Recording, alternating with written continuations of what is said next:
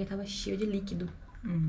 E aí ela fez, você tá com ascite muito grande, tá começando a empurrar, assim, seu útero. O que é ascite? É muito líquido dentro da barriga, né? Meu rim já não funcionava, assim, tava com a lesão no rim e eu comecei a ter uma lesão no fígado também. Tudo por causa Da pré-eclâmpsia, da pressão muito alta. Olha, o povo não tem noção. Quando falam em pré-eclâmpsia, E é uma coisa muito silenciosa, porque você não sente nada. Então você vai achando que tá bem, que tá dando pra ir.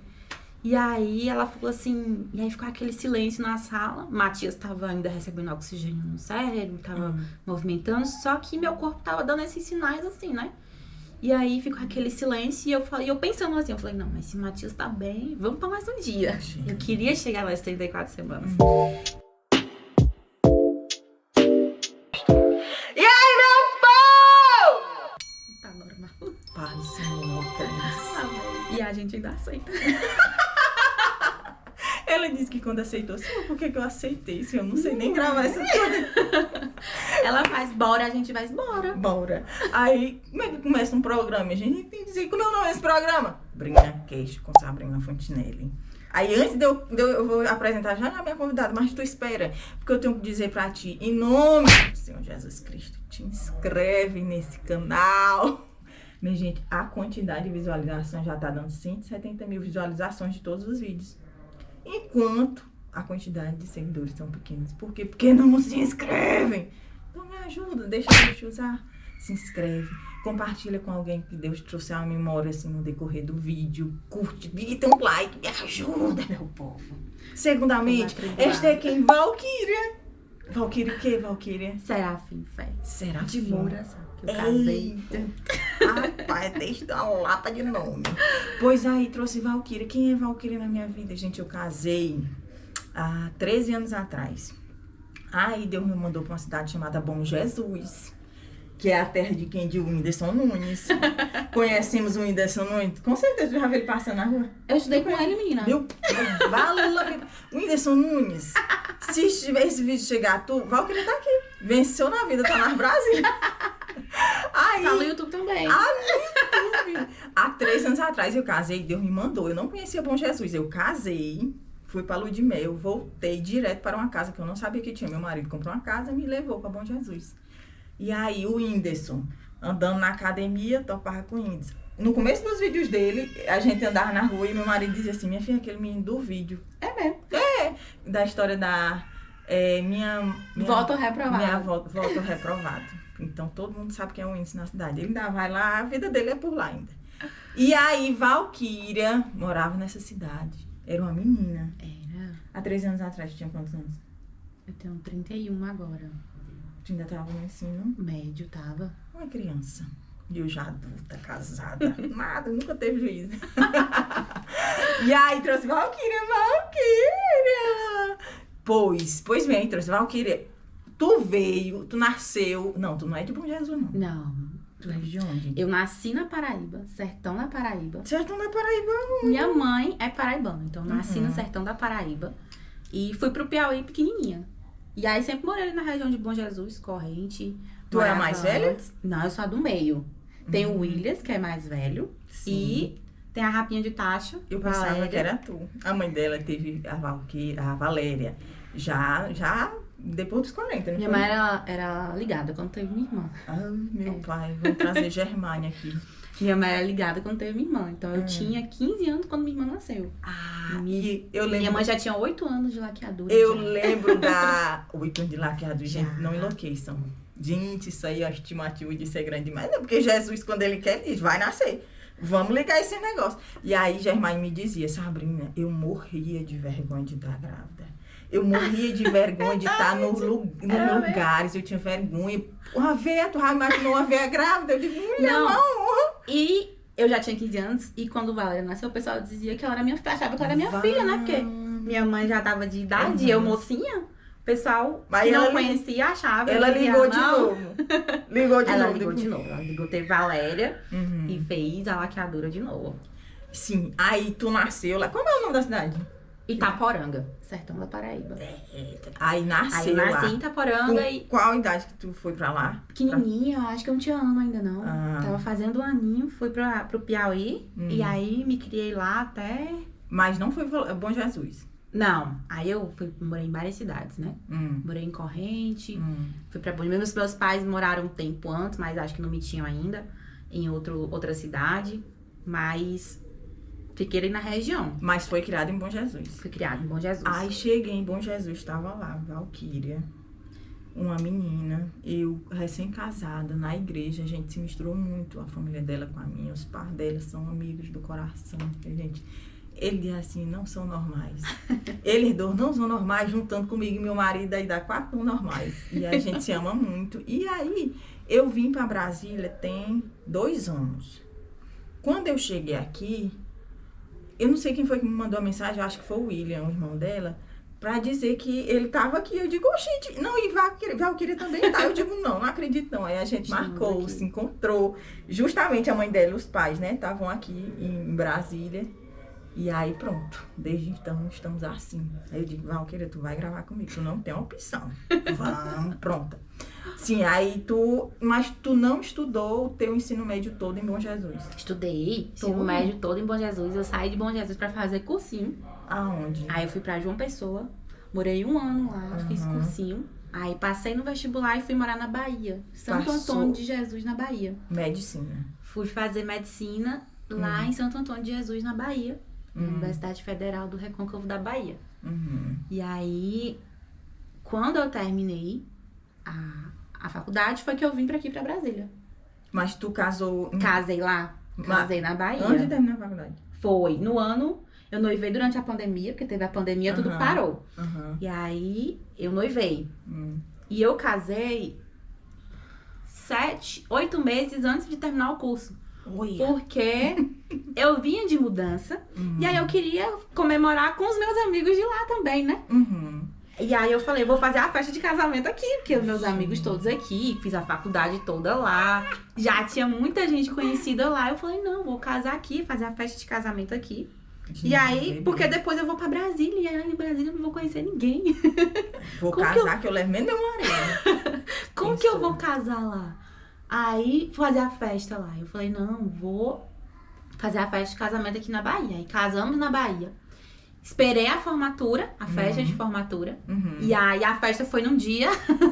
No outro dia, eu botei as coisas em cima do carro e vim embora pra Brasília. Meu pai, porque meu marido trabalhava aqui em Brasília, o trabalho dele daqui de Brasília, e ele já precisava voltar, né? O home office já tava acabando, no final a pandemia já tava... A período de home office estava terminando e ele precisava voltar para Brasília. Eu falei, então a gente espera só fazer as festas de formatura, de casamento e a gente volta. Mas o teu irmão foi para lá morar também? Ele fez faculdade lá, meu irmão. Eu lembro. Ele foi para lá, depois que ele tava lá, né? E aí eu fui fazer aí tu veio pra cá, e o William veio também? Aí ele formou, veio pra cá. E o quê? Aí eu formei e vim pra cá também. Vou deixar esse arroz com feijão não, menina. Aí eu disse, menina, o William já tá aqui também, tá? Ele veio antes de mim, que ele formou primeiro e veio. Aí eu vim depois. E aí a vida aqui foi tranquila, maravilhosa quando chegou? Não, teve toda a questão de adaptação, até porque eu formei e vim. E casou? Casei, fiquei 8 meses lá na Bahia. Ainda morou lá? Morei lá 8 meses. E aí, formei e vim. E aí, eu cheguei aqui em Brasília sem conhecer ninguém pra poder começar a trabalhar, né? Então, foi uma luta isso aí também. E eu lembro de tu dizer que morava muito longe do trabalho. Moro. Porque assim, ou era perto do trabalho do teu marido, ou era do teu. Aí foi o do marido. E aí, quando a gente veio pra cá, eu não tinha ideia de onde eu ia trabalhar. Então, eu falei assim, a gente vai morar perto do seu trabalho, que é onde a gente sabe. A gente não tem ideia de onde eu vou trabalhar, então não tem nem como alugar perto do meu trabalho. E era quantos quilômetros? E aí, eu dirigia 40 quilômetros pro meu trabalho. Só pra ir? Só pra ir. Era 40 pra ir, 40 pra voltar. Fala, meu pai. Aí, esses tempos... Eu tava... Valquíria, depois que a gente se encontrou, Valquíria engravidou. E aí, aquela alegria, vida que segue, gestação maravilhosa. Foi fazer um exame, descobriu o quê? Foi quando? Foi nos primeiros exames que tu já descobriu? No segundo trimestre. Fui fazer o morfológico do segundo trimestre. E aí, já veio que eu tinha um risco de ter pré-eclâmpsia. E só que toda aquela questão, né? Um risco de ter não significa que você vai ter. Mas você tem que ter um risco de desenvolver pré-eclâmpsia e aí a gente tem que fazer um acompanhamento mais de perto.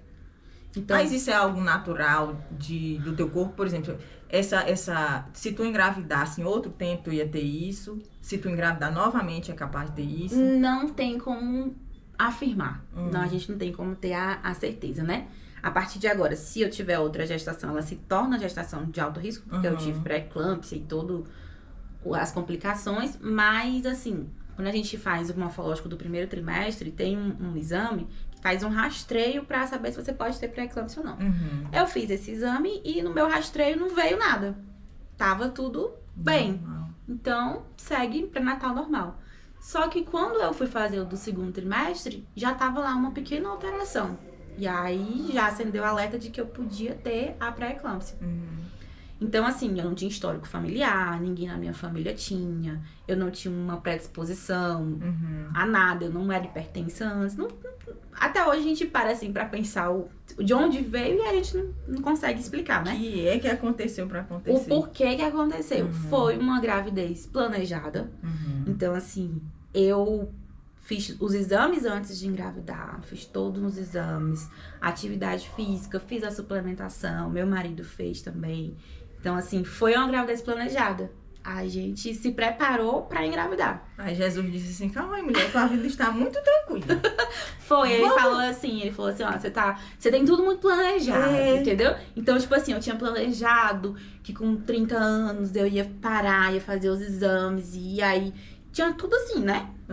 Já, janeiro, fevereiro, março, abril, já tava tudo decididozinho como era que ia ser. Jesus disse, calma aí, mulher, calma, vamos dar uma emoção nessa vida, porque essa vida não presta sem uma história pra contar, não. Eu acho que ele tinha muito a me ensinar e ele começou a me ensinar por aí. Você não entende, assim, as pelejas. Por quê, gente? Por que Jesus que logo eu, no sorteio das dificuldades, foi bater em mim? E Deus preparou de uma forma, porque enquanto eu tava gestante, a gente ia na igreja e muitas pregações falavam comigo, né? E aí tinha o pastor falava alguns relatos de pessoas que perguntavam, mas Senhor, por que eu? Por que eu? E aí, na verdade, Deus respondia assim, por que não você? Tipo assim, o que é que te faz diferente dos outros pra não ser você? Mulher, como foi a morte de cada discípulo? Cada a morte mais trágica do que a outra. Os discípulos de Jesus, discípulo quem? Amigo de Jesus. Aí ele disse assim, conto com você. Né? Então, tipo assim, por que não você? Aquela coisa assim, o que é que te faz mais especial que os outros, que tu não pode passar por uma tribulação, por uma peleja. E aí... Eu acho que sujou teu dedo, não foi? Peraí. Sujou em quem? Foi na pontinha. É Lian, meu filho abençoado. Ele passou perfume, passou batom. Tá vendo? Presta atenção, passou batom nas coisas. Deixa eu passar isso. O santo da mãe dele. Quantos anos? 2. Aí tu é essa fase mesmo, tem que fazer essas coisas. E sim, aí descobriu. Foi. Aí qual foi o outro susto? Fui fazendo acompanhamento já sabendo que podia ter e tal. E Matias, quando eu entrei, até então não sentia absolutamente nada, mas eu fui fazendo acompanhamento, exames mais específicos em casa, fui acompanhando também mais, fui medindo a pressão. E aí a pressão começou a subir. Eu comecei a ter pressão alta, mas eu não sentia absolutamente nada. E aí eu dirigia pra trabalhar e eu falava assim, eu vou trabalhar enquanto a barriga couber atrás do volante, a gente vai trabalhar, né? Os coordenadores do hospital, das UPAs, falaram, doutor, você vai parar quando? Eu falei, não. Aqui a gente até brincava, não tem nada não. Se eu tiver que parar aqui dentro, vocês fazem o parto. Então, assim, não sentia nada, tava muito bem. Então, eu ia trabalhar até quando... se aí minha pressão começou a subir. Com quantas semanas? Eu tava com 29. Então, até esse momento, a vida tava normal. Até esse momento tava normal. O que é que tava acontecendo? Alguns exames começaram a demonstrar que Matias, ele não tava crescendo adequadamente. O percentil dele tava pequeno. E ele não tava conseguindo engordar e crescer o esperado, né? Para as semanas da gestação. Sim. E aí, a gente já também foi ficando em alerta com isso. Mas aí a gente ia tomando uma suplementação, ia tentando fazer o que era possível ser feito, né? Na verdade, muita coisa não tinha o que fazer. A gente tinha que esperar mesmo. Aí, nesse meio termo, a gente fez um eco. E que é pra ver o coraçãozinho do bebê. E a gente descobriu que Matias tinha uma cardiopatia. Ele tinha um buraquinho no coração, que a gente chama de CIV, comunicação intraventricular. Mas assim, normal, pode ser que até o 9º mês feche naturalmente, é uma das cardiopatias até não tão grave. Então, assim, seguimos tranquilo também. Não tínhamos. Tranquilo. Não Mãe tínhamos. normal, estaria louca. Vai, o quê? Não. Ela me disse assim, como foi teu marido disse, Ela que disse todo assim, mundo tava tranquilo. Tá todo mundo tranquilo aqui. Não, só tem ela tranquila aqui. Ele virou pra minha mãe e falou assim: não, só tem ela tranquilo. Eu fui explicar pra minha mãe já no finalzinho assim, da gestação o que era, como que era, por que a gente ia ter que parar a gestação antes. E aí ela fez: meu Deus, Val, isso é muito mais grave do que a gente pensava. E aí meu marido falou assim: não, só tem ela aí achando, só tem ela tranquila aí, não tem mais ninguém tranquilo. Misericórdia. Sim, aí descobriu a cardiopatia. Aí descobriu a cardiopatia, mas a gente também ficou tranquilo, eu fiquei tranquila, porque também poderia ser reversível. Isso, ele podia nascer bem, não significava nada.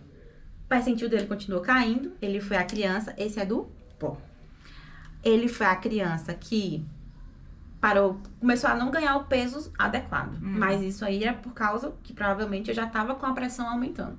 E aí minha pressão foi aumentando, eu comecei a tomar as medicações para controlar a pressão e Matias foi parando de crescer. Ele não tava crescendo e engordando o que era esperado. Mas até então não sentíamos nada. Eu continuava tomando os remédios para controlar a pressão, mas sem sentir absolutamente nada. Continuei trabalhando.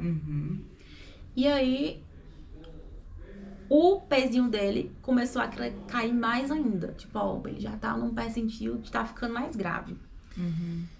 E aí foi quando eu recebi o diagnóstico, fiz os exames, e aí realmente eu tava com pré-eclâmpsia, né? Começa a ter uma lesão no rim, e aí meu exame já veio com meu rim não funcionando tão bem.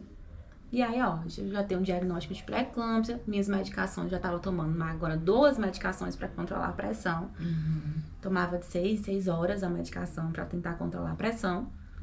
Mas não sentia nada. Sem sentir absolutamente nada. E aí eu não queria parar de trabalhar. Louca de pedra. E aí, meu marido chegou pra mim e falou: olha, você vai parar. Eu falei: mas eu não tô sentindo nada. Eu vou continuar tomando os remédios. Ele falou: você vai parar. E a gente fala até hoje, assim, que se não fosse ele, talvez eu não tinha chegado nem aonde eu cheguei, né? Porque como eu não sentia nada... Nós vamos contar agora o tamanho do problema. Ele nasceu com 33 semanas. 33 semanas e 3 dias.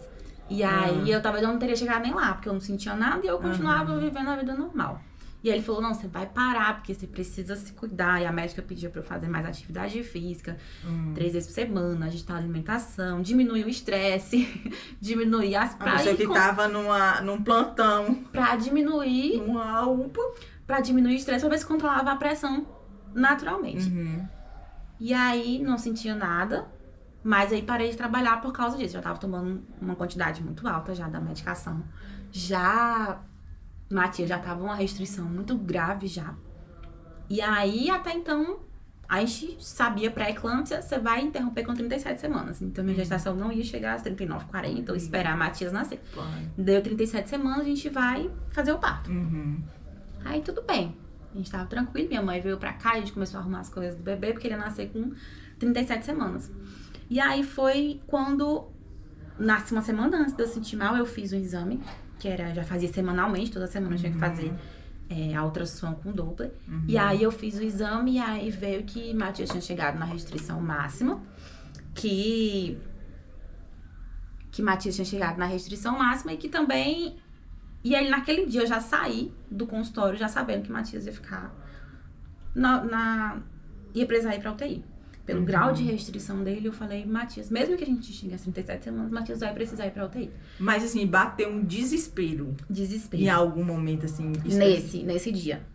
Tu tava tranquila até esse dia. Até perceber que ele ia pra UTI. Naquele dia eu tive a certeza que ele ia.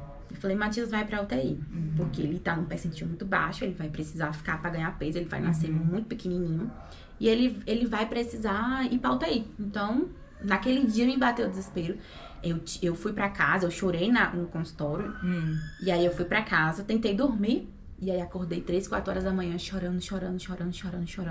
E aí meu marido perguntou: você tá sentindo alguma coisa? Eu falei: não, chorando. E eu falei: eu precisava escrever. E aí peguei meu celular e comecei a escrever uma carta pra Matias, explicando pra ele que ele ia ficar na UTI. E aí, muito interessante, porque deu certinho uma semana antes dele nascer. E aí eu expliquei pra ele que ele ia ficar na UTI, que ele ia ficar numa caixinha de vidro, mas que eu ia estar lá, e que ele... Expliquei, te fiz uma carta no celular mesmo. E meu marido falava assim, o que é que tu tá escrevendo? Eu falei, não, me deixa, eu preciso escrever. E aí eu chorava e escrevia. Até hoje tem essa carta no meu celular. E aí eu escrevia. Beleza, passou a semana. Isso foi uma sexta-feira. Quando foi na sexta seguinte, eu senti mal pela primeira vez. Eu senti uma dor de cabeça. Até então não tinha sentido nada. Não sentia nada. Eu estava bastante inchada. Eu enchei muito, ficava bastante inchada. Eu ficava 2 minutinhos em pé na pia, lavando a louça e meu pé inchava, eu ficava formigando. Eu enchei muito. Era a única coisa que eu tinha visível, fora os exames todos alterados, né? Tá tudo normal, só os exames que estão errados. Fora os exames alterados, tava tudo normal. Eu não tava sentindo nada, assim, né? E aí foi quando eu senti uma dor de cabeça muito forte. Muito forte. Eu tava como se a gente estivesse aqui. Eu tava jantando com meu marido. Ele chegou em casa, a gente botei ali, tava jantando. E daqui a pouco eu senti uma pancada, como se realmente tivessem me dado uma pancada na cabeça, assim. Foi aquele pum. E aí eu fechei o olho. E aí já não abri, conseguia mais abrir de tanta dor. E aí eu falava pra ele, eu falei, me pega, me deita. Ele me deitou, e aí eu pedi os remédios. Eu falei, me dá tal remédio. E eu deitada. E aí eu começava a sentir o meu corpo todo, assim, pulsar. Como se meu coração tivesse, pum, pum, batendo no corpo todo. E aí ele falei, me leva pra emergência. E faz nossa mala. Porque... Acho que de lá... Porque a gente não sai. E aí eu falei, vai pegando tuas roupas e botando na mala, vai pegando. E aí ele foi pegando, e aí eu falei, liguei pra minha obstetra, falei, tô indo pro pronto-socorro, tô sentindo isso, isso e isso. E aí ela falou, ok, vou conversar. Ela entrou em contato com os médicos que estavam lá. Ela não tava aqui em Brasília. Era uma sexta-feira à noite. E aí eu cheguei lá, fui direto pro box de emergência. E quando eu tava lá, o pessoal fez todas as medicações. Ia precisar sulfatar, que é uma medicação que a gente toma pra prevenir, chama de neuroproteção do bebê, pra prevenir o cérebrozinho dele, porque eu tinha um risco muito grande de convulsionar, de evoluir pra uma eclâmpsia. Então, se eu viesse a convulsionar, pra proteger o bebê e até mesmo a mim. Isso com quantas semanas? 32 semanas e alguns dias. 32 E aí o pessoal falou assim, pede vaga de UTI pra ela, e a minha médica falou, olha, você não sai mais daí, a gente vai estabilizar, fazer os exames, mas não tem mais como você voltar pra casa. E eu tinha 32 semanas e alguns dias, fui pra UTI, sulfatei, fiz todo o protocolo, fiquei lá, melhorei a dor de cabeça e tudo, e aí ela chegou pra me avaliar e falou, olha, o bebê tá bem estável, só que agora a gente não vai mais até 37, a gente vai tentar chegar a 34. Chegar em 34, a gente tem que parar. E tua mãe, minha irmã? E aí, minha mãe tava no Piauí. E aí eu... Mas tu contava tudo pra ela? Sempre, eu falei pra ela, né? Eu falava, os exames estavam se alterando, eu sempre ligava e falava, olha, esse exame aqui tá alterado e tal. E ela sempre dizia, mas com fé em Deus vai chegar em 37, com fé em Deus vai chegar em 37. Em uma das vezes que eu fui para o hospital, ela ouviu do médico que tava me atendendo assim, com 37 a gente interrompe. Ela fez, não, doutor, mas faz a gente vai chegar antes. Ele olhou assim pra ela e fez, não, com 37 a gente para. É porque a fé da mãe, meu amor, ela diz logo assim, você devia trabalhar com Jesus, né? Você tá achando o quê? Aí o médico disse, não, mas é porque com Jesus, ele vai dizer que é 37. Jesus já orientou bem que Jesus vai até 37. Aí depois disse, não, minha filha, Jesus orientou outra coisa, agora é 34. E aí chegou lá, ela falou, olha, a gente só vai até 34. Vamos tentar chegar até 34. Eu falei, vamos tentar chegar até 34. E aí minha cabeça virou totalmente pra Matias.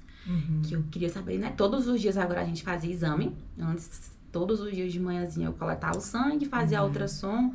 E todos os dias pra ver se ele tava bem. E aí eu me virei, a minha mente totalmente, pra saber todos os dias se ele tava bem. E aí a gente fazia a ultrassom, olha, o coraçãozinho dele tá batendo, ele ainda tá se movimentando. Tá recebendo oxigênio no cérebro e tudo, vamos pra mais um dia. E aí a gente ia vencendo dia após dia. Nisso aí eu fiquei 5 dias nessa rotina. Acordava, fazia exame, via como o Matias tá, e a gente decidia dia após dia se a gente ia pra mais um dia ou se a gente ia parar ali. E aí eu falei pra minha mãe, quando eu cheguei, eu falei, mãe, agora é qualquer hora. Agora a gente não tem mais nem como dizer que vai chegar a 34, porque a gente vai tentar. Mas qualquer hora pode ser a hora. E aí, Quando eu cheguei com 33 semanas e 3 dias, era o 5º dia que eu tava na UTI, a médica foi fazer a ultrassom.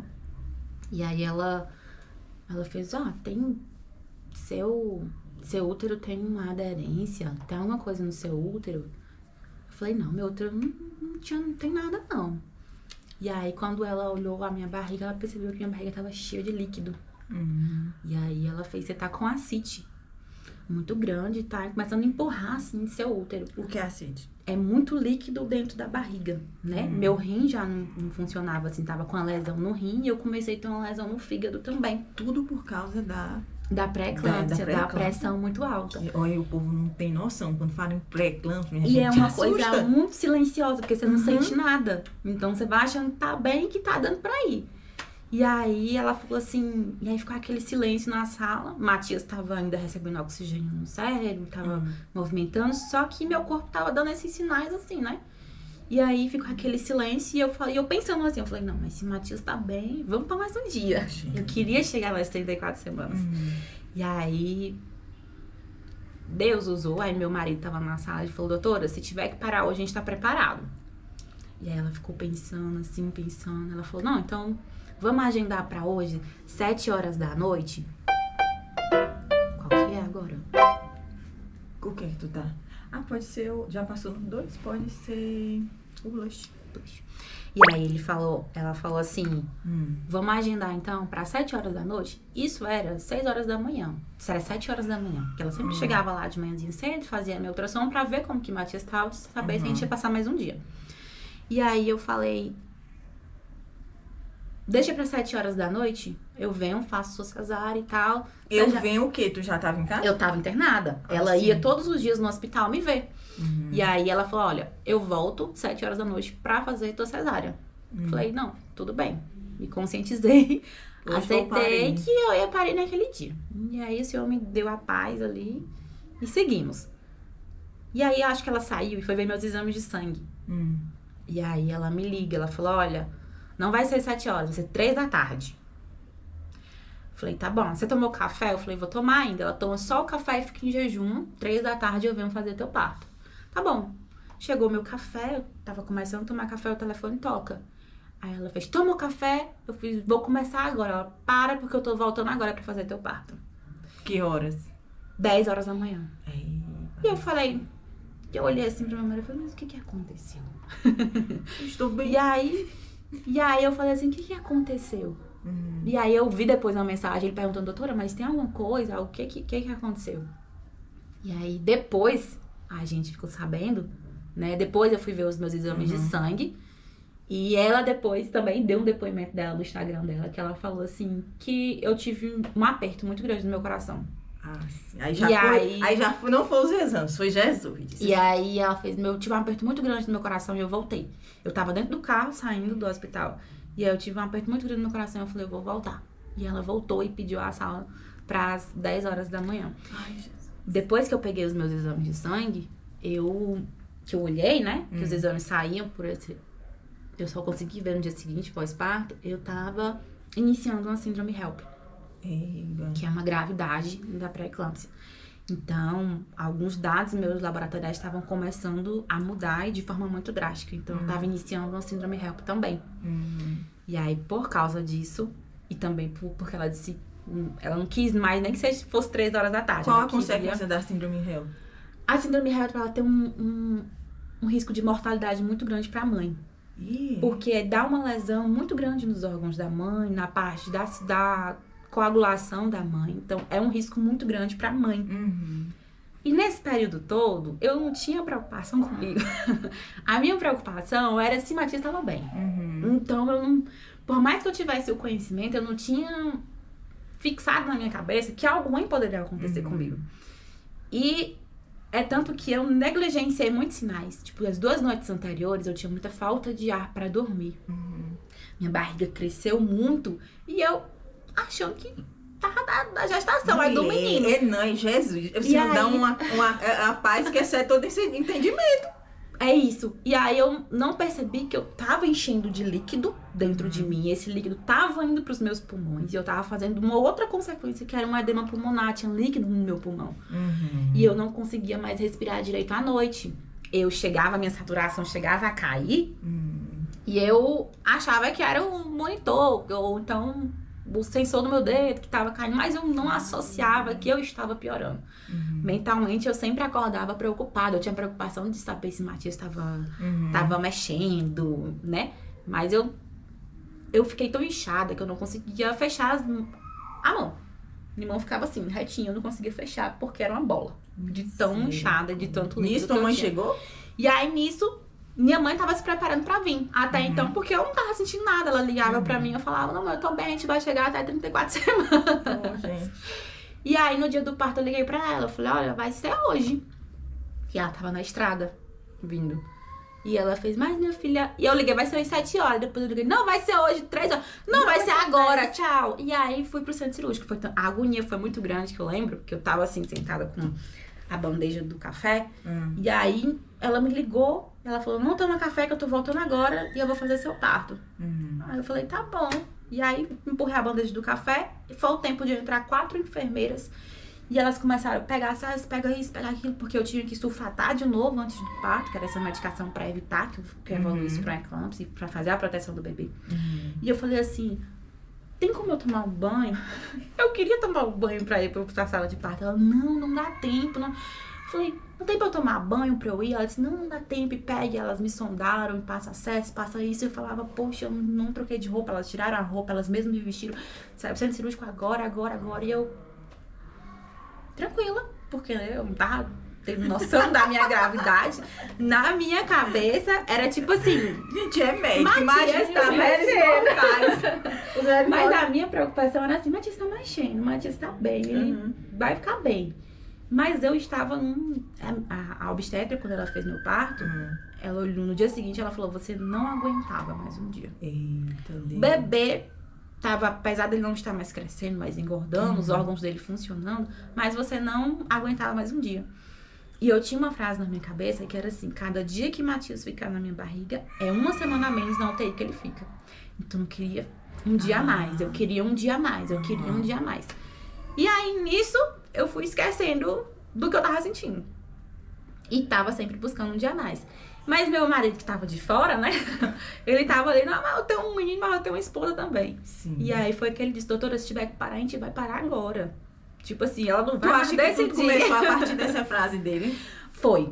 Porque ela tava ali meio indecisa se a gente ia pra mais um dia ou não. Porque ela sabia da minha vontade. Foi tanto que quando ele falou isso, ela olhou pra mim e fez, tá tudo bem? Porque ela sabia da minha vontade de chegar às 34 semanas por bem a Matias, né? Então, quando eu falei pra ela, não, doutora, tá tudo bem. Aí quando ela, tá tudo bem pra você, a gente vai seguir. Então, aí a gente foi pra sala de parto. Fizemos o parto, um pouquinho demorado, porque eu tinha muito líquido na minha barriga. Eu lembro que ela saiu, assim, da zona que é fechada, né? E ela, que não ficou fechada, na minha cirurgia ficou aberta. Mas ela veio pra perto de mim, o avental todo molhado. Ela falou, tá vendo isso aqui? Não foi Matias, foi você. E ela tava toda molhada, porque eu tinha muito líquido que saía de dentro de mim. E aí, Matias chorou, Matias nasceu estável, eu agradeci muito a Deus. E aí, Matias foi pra UTI, né? E aí, quando ela tirou minha placenta, ela falou assim, olha, ela usou essa, tem uma placenta muito feia. E aí, ela me mostrou a placenta. Ela fez, eu vou pedir uma biópsia dessa placenta pra gente ter ideia do que aconteceu contigo, mulher. Por que tu teve uma pré-eclâmpsia assim tão grave, com a evolução tão rápida? E aí, a placenta foi pra biópsia, não veio com nada. Não veio com nenhum achado, nada sugestivo de nenhuma outra doença. A única coisa foi que minha placenta era compatível com 28 semanas. Ou seja, com 20, era como se ela tivesse desenvolvido só até 28 semanas, por causa da pré-eclâmpsia. Já tava na 33ª. Ou seja, Matias, ele só tava recebendo ali os nutrientes adequados até 28 semanas. Então, é como se o corpinho dele tivesse formado ali até 28 semanas. Então, Ele nasceu com quantos filhos? Ele nasceu com 1,640 kg. E aí ele foi pra UTI, perdeu peso. Os 37 dias que ele ficou na UTI, ele ficou com 1,5 kg. Tu conseguiu amamentar? Nessa idade ele conseguia sugar? E aí foi outra luta. Hum. Porque Matias teve muitos problemas, ou seja, ele nasceu com a cardiopatia dele que não tinha fechado ainda. E aí ele foi entubado no 2º dia de vida. E aí no 3º dia de vida eu tava na UTI, a médica chegou pra mim e falou assim: mãe, o quadro dele é muito grave. Ai. Então ela meio que pediu pra me preparar pra que acontecesse. Ela disse: mãe, o quadro dele é muito grave. A gente já tá com 48 horas de antibiótico, o Matias já tá entubado. E ele não tá respondendo. Então a gente tá fazendo, eu lembro que tinha muitas medicações e tal. E a gente tá fazendo, e ele não tá respondendo a nada. E o quadro dele tá muito grave. Eu tava com a minha mãe. E aí minha mãe falava assim: não, doutora, mas com fé em Deus, vai fazer. E ela fez: ele está grave. Quando ela olhou pra mim e falou isso, eu falei: eu sei, eu já disse isso. E aí eu entendi o que ela quis dizer. E eu sentei, tinha umas poltronas lá da incubadora, e eu sentei na cadeira. E eu orei. E eu falei: Senhor, por favor, me deixa ficar com o Matias. Eu pedi a Senhor que ficasse com o Matias. E eu não escutei mais nada que ela falava. Eu não cheguei a olhar o exame dele naquele dia, nem nada. E eu só falava assim: Senhor, me deixa ficar com ele, por favor, por favor. Eu sei que o Senhor pode nos curar, que o Senhor pode fazer, mas me deixa ficar com ele. E eu chorei, eu pedi e orava ao Senhor. Eu tava ainda no pós-operatório um pouco complicado. Me tiraram de lá de cadeira de rodas. E aí, quando eu cheguei no quarto, Igor tinha ido em casa pegar roupa e tal. E eu liguei pra ele e falei: volta pra cá agora que Matias tá grave. Então, eles sempre na UTI, eles sempre avisam os pais, né? Quando algo grave acontece, a gente não tá lá, eles ligam. Mas quando algo vai ficando grave, ainda mais no caso de Matias, eles avisam antes pra gente já entender o que vai acontecer dali pra frente. Por causa da minha pressão, porque depois do parto eu ainda fiquei 10 dias na UTI, porque minha pressão não controlava. E aí não me deixaram ficar muito com ele, me levaram logo pro quarto. E eu ficava orando: Senhor, me deixa ficar com ele. Me deixa ficar com o Matias, Senhor, por favor. Eu lembro que eu falava assim: a gente não merece. Não é nada que torne a gente mais digno que os outros, né? Mas, se possível, me deixa ficar com ele. E aí, a médica foi bem enfática. Ela falou pra gente: ó, não tá respondendo. Ele já tava entubado, sedado, já tava com tudo que podia ser feito. E aí, no outro dia, eu fui visitá-lo. E aí, ninguém falou mais nada, né? Ficou, tipo assim, tá aí, mas a gente tá tentando. E quando foi no 4º dia que eu cheguei, a mesma médica, ela veio pra mim e fez: mãe, outra criança.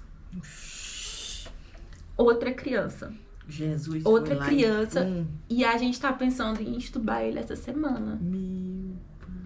E eu fiz obrigada. Assim, naquele dia eu tive uma paz de espírito muito grande que eu ia sair com o Matias da UTI.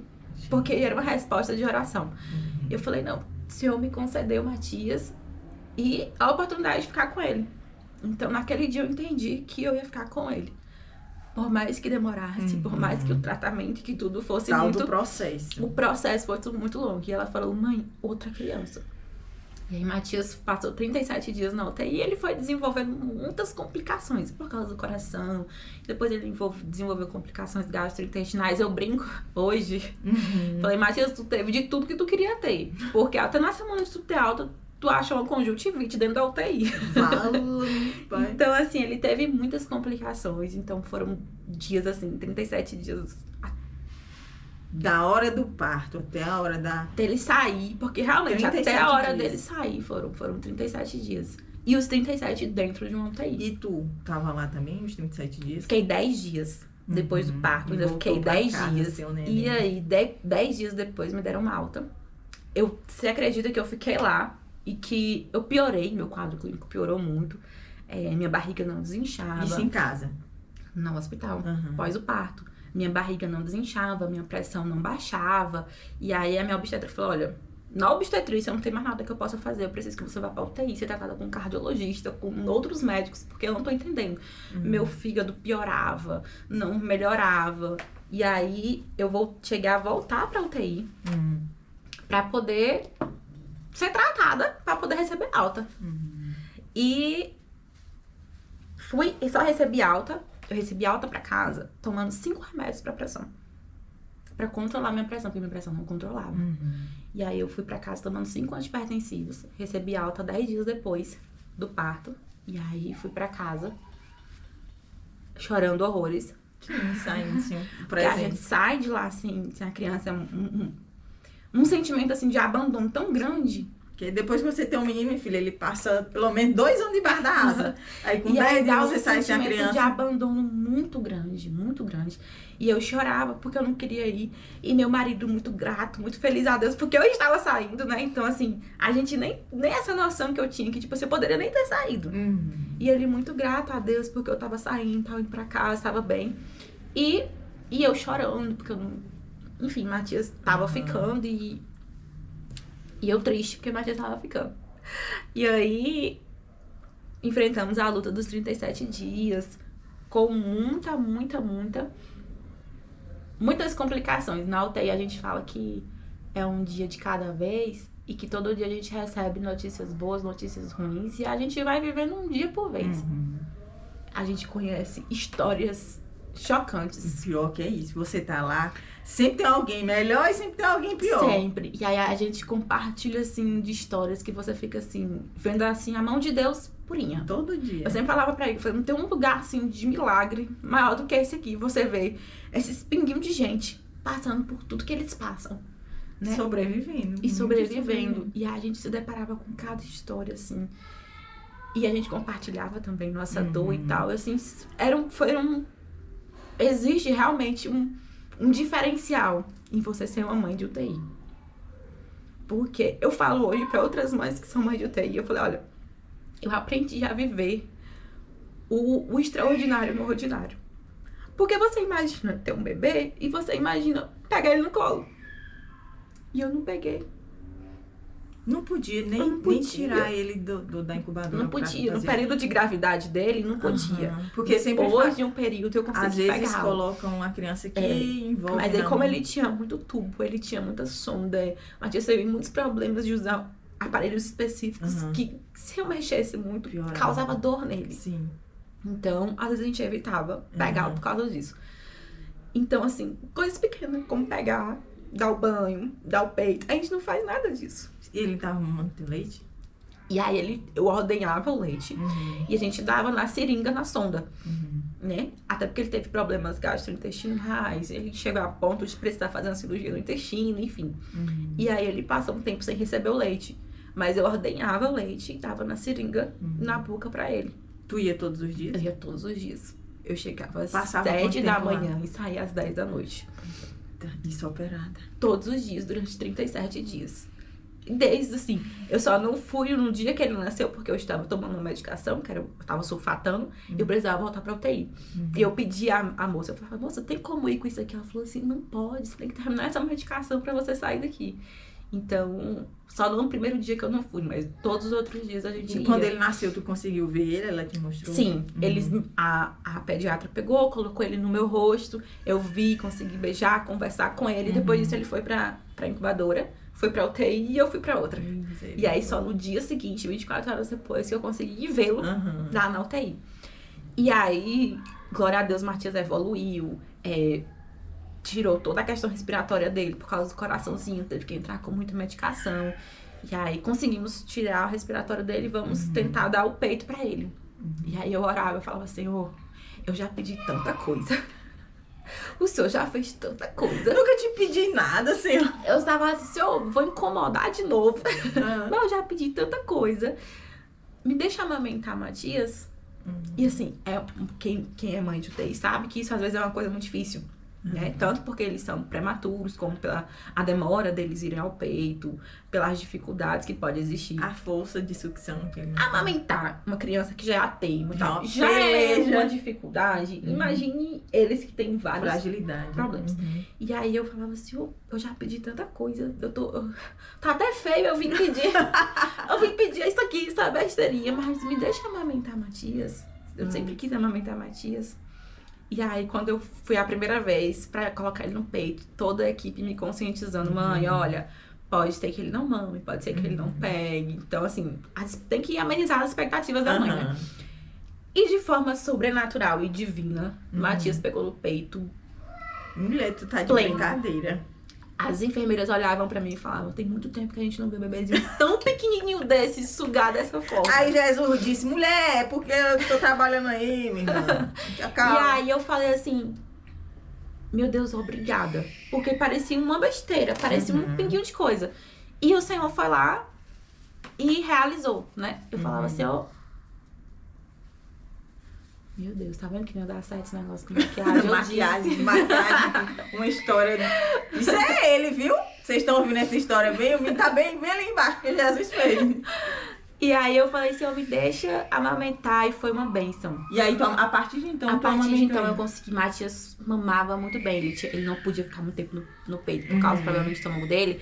E elas falavam assim, mãe, só 7 minutinhos no peito, 5 minutinhos. E ele mamava. Eu falava, oh meu Deus, que dó tirar o menino do peito. Querendo gente. Mamar. E Jesus já fez um milagre, gente. Deixa o menino aqui. Mas ele mamava muito bem, Matias. Saiu da UTI mamando peito.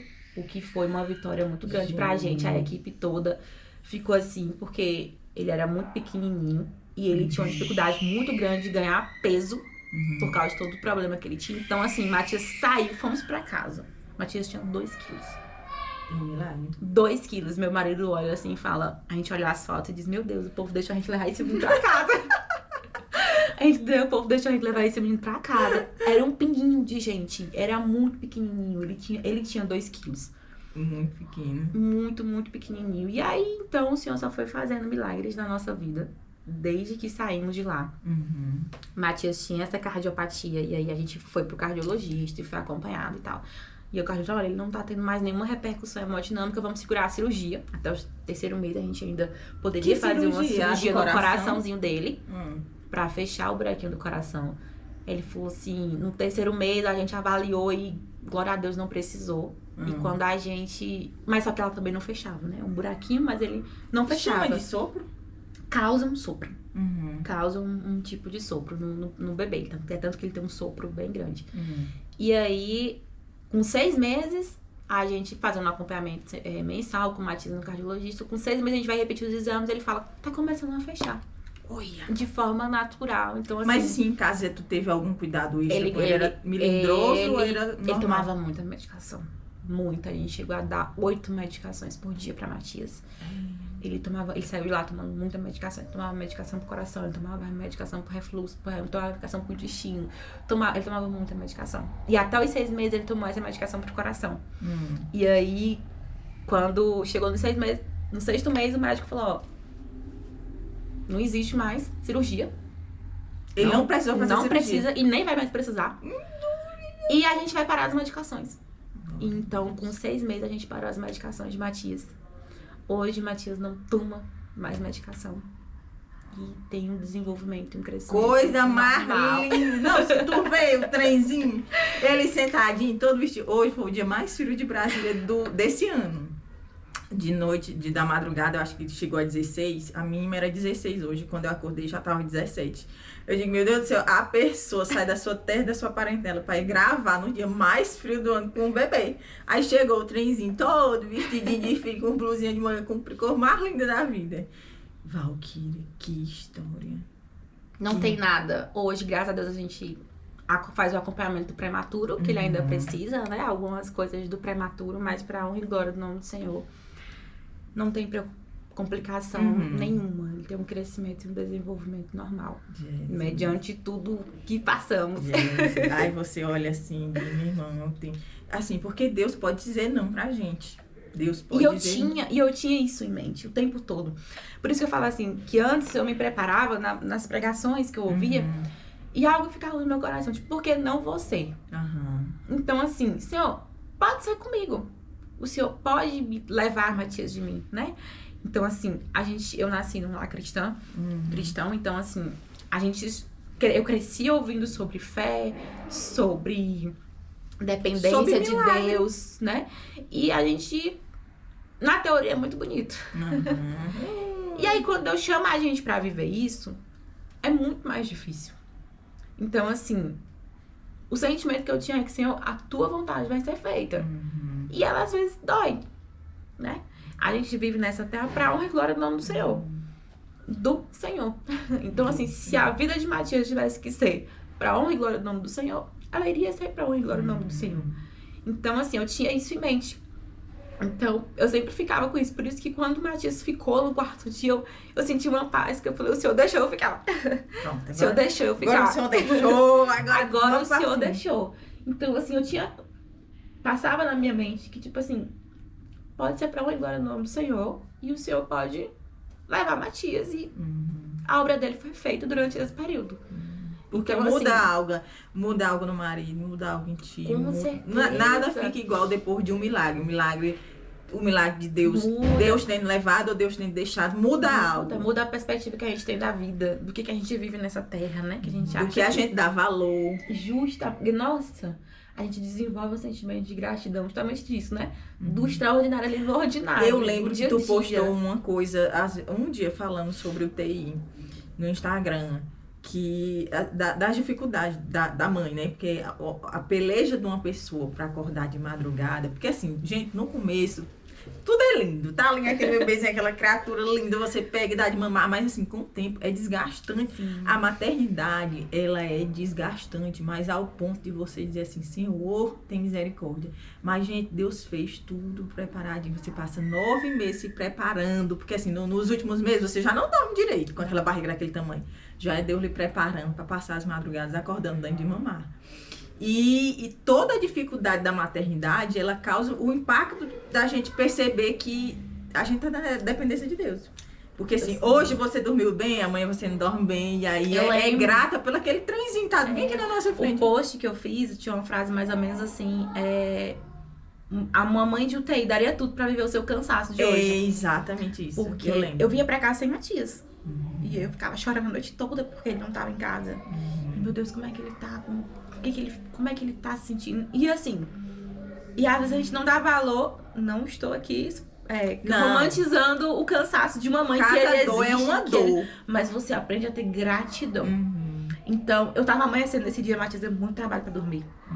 Muito trabalho, queria peito toda hora, peito eu acordava cada 1 hora, 1 hora e meia. E aí eu vi o sol nascendo. E aí quando eu abri o Instagram, eu vi um post e eu falei, é isso aqui. Obrigada, Senhor, porque eu estou vendo o sol nascer com o Matias nos braços. Porque tem muita mãe que tava lá e que hoje ainda está lá e queria tá vendo o dia amanhecer com seu filho nos braços, chorando, querendo mamar, mamando no seio. Então assim, a gente começa a ser grato. E aí foi quando eu falei assim, obrigada. Obrigada porque a gente faz amizade com muita mãe lá. E a gente tinha contato com muita mãe e eu lembrava delas. E aí eu orava por elas. Eu falava, Senhor, elas estão lá e elas queriam. A gente fica numa briga muito grande, que a gente quer passar a noite na UTI. E a gente quer ficar lá a noite toda. E a gente não consegue, né? Ou então a gente fica acordado ou numa poltrona. Eles não deixam. Tem um local pra você ficar, né? Ou você fica ali no sofazinho do lado do bebê, ou então você fica numa salinha de conforto. Não tem um quarto específico pra você dormir, né? A partir do momento que você recebe alta, você não tem mais um quarto. E aí eu falava, gente, essas mães queriam tanto estar dormindo com seus filhos. E quando veio o sentimento ali de querer reclamar, eu falei, obrigada, assim. Obrigada, porque a gente tem que agradecer, porque muitas não têm isso. E elas queriam ter. E muitas saem sem um filho. Muitas saem sem eles. Então, assim, uma mãe de UTI daria tudo pra viver o seu cansaço de hoje. Porque mas, assim, elas não vivem é muito isso. válido o cansaço de a gente, quem acorda, porque assim, às vezes a criança acorda de 1 hora e meia.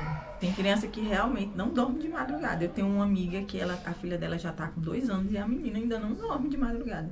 E aí tu imagina, 2 anos uma mãe querendo dormir não consegue. Então toda dor é uma dor. Gente, o primeiro mês que eu passei com o Matias em casa, né? Que ele saiu já tinha 1 mês de vida. O mês seguinte que eu passei em casa, eu digo que foi o mês mais difícil. É tanto que eu tenho lapsos de memória.